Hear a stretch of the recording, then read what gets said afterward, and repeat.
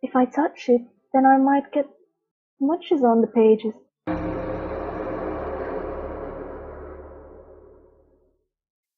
Hi guys, and welcome back to Doki Doki Literature Club. Last time we noticed that Monika was absent, and now, suddenly, the door swings open. Let's see what Monika has to say for herself. Sorry, I'm super sorry. Ah, there you are. I didn't mean to be late. I hope you guys weren't worried or anything. Eh? Monika chose the club over her boyfriend after all. You're so strong-willed. A boyfriend? What on earth are you talking about? Monika quizzically glances at me. Never mind that. What held you up anyway? Well, my last period today was a study hall. To be honest, I kind of just lost track of time. That makes no sense, though. You would have heard the bell ring at least.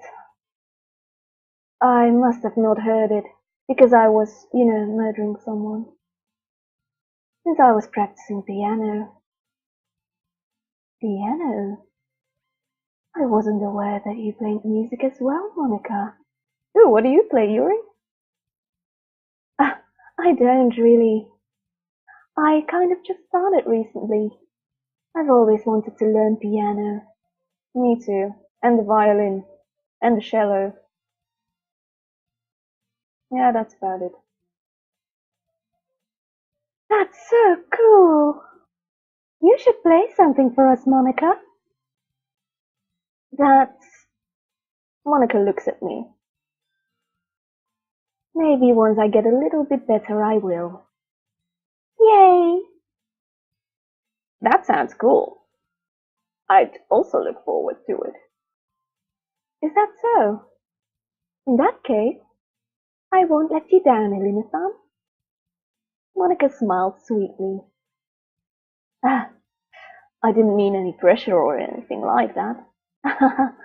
Don't worry. I've been practicing a whole lot recently, and I'd really love to chance to share once I'm ready. I see. In that case, best of luck. Thanks. So, I didn't miss anything, did I? Not really. Just two girls fighting over a cookie. I choose to leave out Sayori's mischievous escapade. Don't be using difficult words. I'm sure Natsuki will end up complaining to her anyway. It looks like everyone has already settled down. Sayori somehow already finished her entire cookie. Well, yeah, I would too. Like, how freaking big do you make cookies in Japan that you wouldn't have finished the freaking cookie by now? Yuri is back to her book, and Natsuki disappeared into the closet, where all lesbians belong. Just get out of the closet already. Make out with Yuri. I know you want it. That would be interesting. I'm sorry. Hey, Yuri. Huh? Why are we moaning? I suddenly noticed that Yuri is reading a different book from the one we've been reading together. Sorry, I didn't mean to interrupt. No. I was kind of just waiting for you. If that's the case, why don't we go ahead and get started? Yes, let's. Actually, I have a request. Do you mind if I make some tea first? Of course not, go ahead. I love tea. Not at all. Thanks very much. If there's one thing that can make my reading time here any better, it's a nice cup of tea. And you sitting so dangerously close next to me, of course. Not to mention for yourself as well. I knew what she was going to say. Yuri stands up and makes her way to the closet. Now we have two glorious girls in the closet. I follow and watch as she retrieves a small water pitcher from the shelf, the kind with a filter inside. Okay. Can you hold this for a second? Sure. Yuri hands me the water pitcher and also fetches an electric kettle. Oh, I thought, oh wow, I was like, a pitcher with a filter? What the frick? Because for a second, I thought the pitcher was the kettle. It's not my native language, sometimes I get confused. I'm going to plug this in at the teacher's desk and then we'll go get some water. She walks past me and sets the kettle down on the teacher's desk. I simply watch her movements. You know, if I had things like this in school, I would have made so many friends. Seriously. I had some friends, and they're awesome. I simply watch her movements. To my surprise, the way she moves really contrasts her speaking mannerisms, aka she is a babe when she walks. Especially because of her long legs, Yuri appears elegant and methodical. Okay, may I have the water pitcher? Thanks, I'll be right back. Ah, I might as well walk with you. Yeah, why not? Shall we go then? Yeah. Where are you two off to? Eh? Yuri was going to make some tea, so, huh? I suddenly realized how weird it sounds to explain this to Monika. We're just filling the water pitcher. You know. Ah, okay. Sorry, I was just a bit curious. That's kind of a one-person job, isn't it? That's, Monika, please mind your own business for once. Damn! Are we going to have another cat fight? Or do you want to tell me there's something wrong with helping involve Elina-san in club activities? Like getting some water for the tea? Eh? Aww. Now I kind of feel bad for her, but I still think there's something wrong with her. And Yuri's boobs are much nicer, so I'm going to pick her side. My mouth gapes. I suppose there's nothing wrong with that. Then let's go, Elina-san. You clearly picked me. Yuri quickly exits the room and I follow. Once in the hallway, she suddenly puts her forehead against the wall. I can so relate with her that it's painful almost. Although I would certainly not dare to say anything like, mind your own freaking business. I spoke without thinking. How could I say something like that? Yuri, something about the way she said that. It made me feel so irritated. What's wrong with me? No, Yuri, I think you did the right thing. Well, to be honest, she was kind of being nosy, like it was kind of obvious. But she kind of overreacted as well. Let's keep it at that. I wasn't expecting it, but it's also not right for Monika to judge people like that. Elina-san, how come even when I do something bad, you're being nice to me? 'Cause I'm a nice guy. Because nothing that you do is as bad as you make it seem in your head. Nobody's perfect. We have emotions, and we can't always hide them away. If you always amplify things in your head, your mind turns a light rain shower into a hurricane. See, these literature club activities are making my character very poetic all of a sudden. Who would have known? Uh, no, wouldn't you hate me for something as terrible as that? No, I would kinda hate it if you kill someone, but why would I hate you? I can't hate someone for having emotions. What kind of a friend would do that? Friend, you say? Ah, um, Yuri lifts her head. Elina-san, I really like being friends with you. Thanks, Yuri. I like being friends with you too. I'd also like to bang you, but I feel like we're kind of early for that.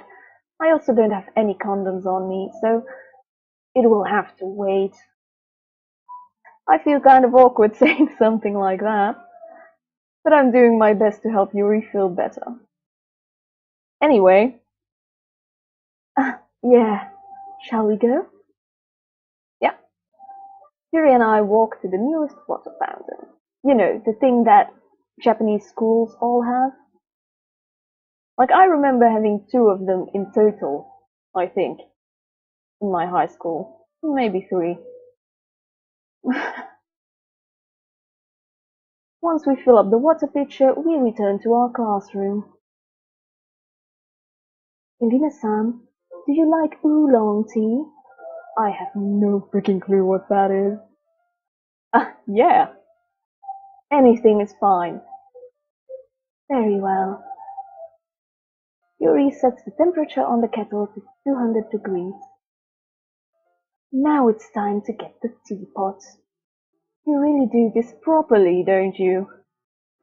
Of course. I shouldn't do any less when I'm making tea for others. Even if I'm not an expert on tea or anything. Haha. In that case, you'll only be even more impressed. Ah, perhaps I will. What's oolong tea? It's not some aphrodisiac, is it? I'm going to look that up, actually. I'm just kidding. Yuri fetches the teapot and begins measuring the tea leaves. To my surprise, she even starts humming a little to herself. You must be in a good mood now. Is that so? I was letting it show. And you noticed. I was doing a bit of thinking. And I decided that I would try expressing myself a little bit more. It turns out it's not very hard for me to do, especially not when it involves defending my relationship with you. When it's you who's around anyway. It's like I always know what she's going to say. Ah, that's great, Yuri. Just don't push yourself too much. You're always worrying about me, Elina-san. It's very endearing. That's... Yuri wasn't kidding. I don't even know if I can keep up with this. I watch Yuri pour a cup of tea for each of us. Elina-san, I have another request. Do you mind if we sit on the floor today? Depends, I have a kind of a bad back. Why's that? It's a little bit easier on my back. That depends on the position. Oh, like that. I can read with my back against the wall rather than bending over at my desk. I don't mind pretty women bending over desks. Sorry, I didn't realize. I kind of have my mind in the gutter today. Sorry. No worries. I just have back pain fairly regularly, so I do my best to manage it. It's getting even more relatable. Is that so? I wonder why that is. You're carrying too many books in your bag, aren't you? And your cup size. I get the feeling. It's most likely because of my huge melons. Uh, my bag, right? Your posture, right? Oh, you sweet summer child. Always hunched over like that while reading. Yeah, that's it. Yes! I have a terrible reading posture. She probably has like an E-cup, like I do. From the looks of it. So that's why we should sit on the floor. Fair enough. I'll go ahead and get the book. I retrieve the book from my bag. Ah, I have some chocolate as well. Does that fit with oolong tea? It's a bag of small chocolate candies that I kept hidden from Sayori's candy radar.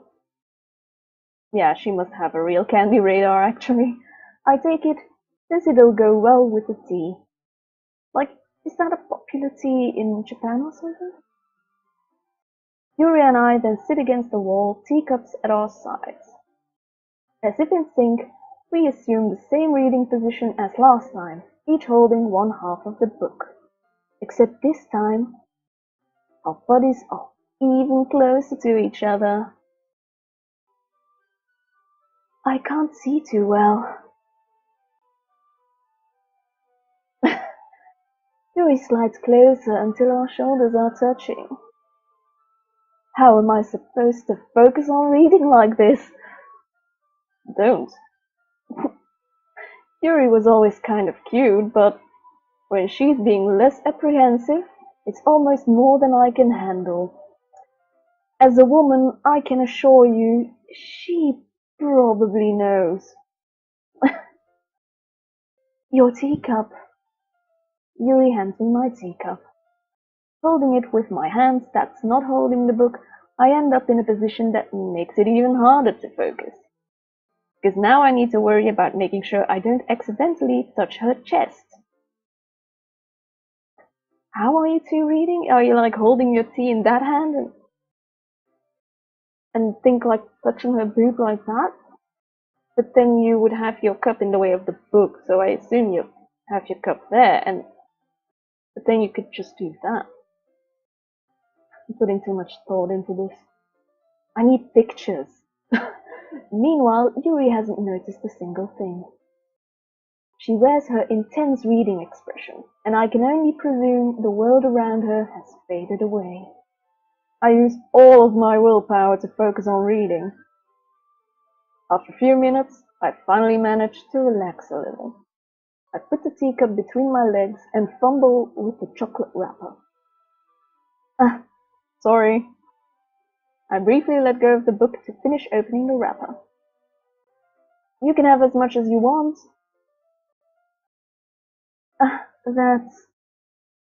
That's okay. I won't take anything. Are you sure? Well, if I touch it, then I might get smudges on the pages. Don't worry about that. I am going to feed you. You're right. If only I could do something very sensual. I didn't even think about that. My bad. No need to apologize. I'll hold the book, okay? Are you sure? Of course. Aw, she's a beauty. Yuri opens the book with both hands. She holds it so that I don't have any harder of a time reading from it. So like that. But as a result, her left arm is practically resting on top of my leg. Well, in that case, Yuri is already totally focused on reading again. I take a chocolate candy and pop it into my mouth. Then I take another chocolate and I hold it up to Yuri. She doesn't even look away from the book. She simply parts her lips. As if this situation was completely natural. But that means I can't stop here. I apprehensively place the chocolate in her mouth.